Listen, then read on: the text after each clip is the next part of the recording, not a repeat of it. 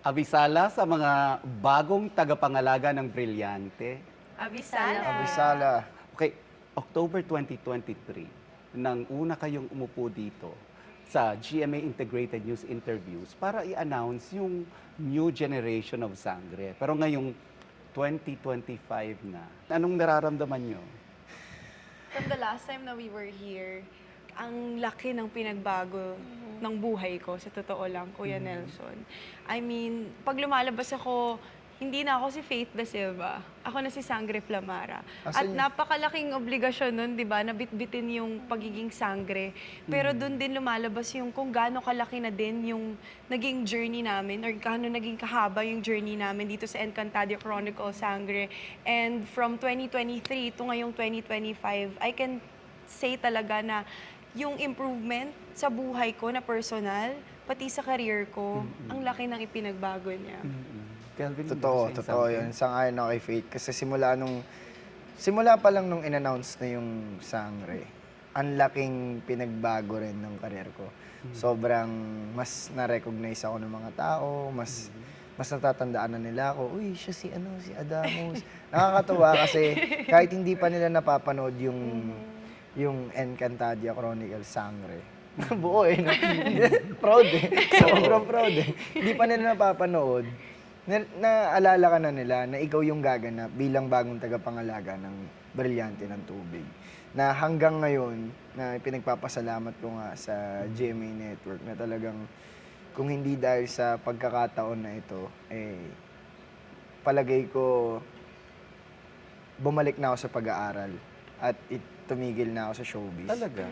May ganun na ako naiisip before na meron akong timeline na sinusunod. Siguro, hindi siguro, I think arrangement talaga ni Lord na kailangan ko mapagdaanan lahat yun bago niya ako iluklok dito para din maging handa ako. Kasi simula nung nagsimula yung Sangre, napakaraming challenges din ang dumating para subukin yung paniniwala mo sa sarili mo, paniniwala mo sa mga bagay-bagay. And I'm so grateful to be part of this biggest show ever ng GMA. Yeah. Sobra, as in, sobrang masayang-masaya yung puso ko. Angel, ikaw, nakapag-Running Man Philippines ka pa eh. I know, and same with Kelvin, Kuya Nelson, if you guys don't know.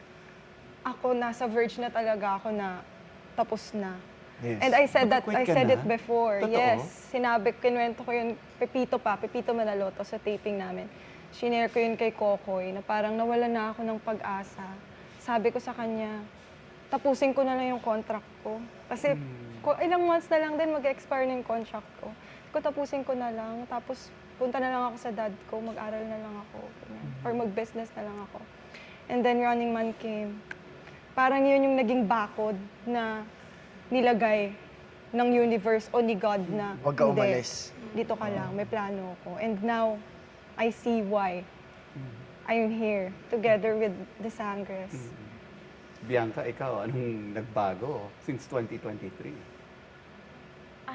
Siguro, Kuya, aside from of course, yung blessings and doors that are continuously opening for all of us because of this project, no? Ang gusto kong ipagmalaki is the growth that this project has brought me. It has brought me growth in the means of my soul, my mentality, how my heart space expanded in the duration of doing this show kasi taon po ang binuhos namin dito. And paulit-ulit po namin babanggitin yun, not because we are boasting, but because we are proud. We never thought, no one told us nung day one na 2 years yung gagawin to. Wala pong ganun eh.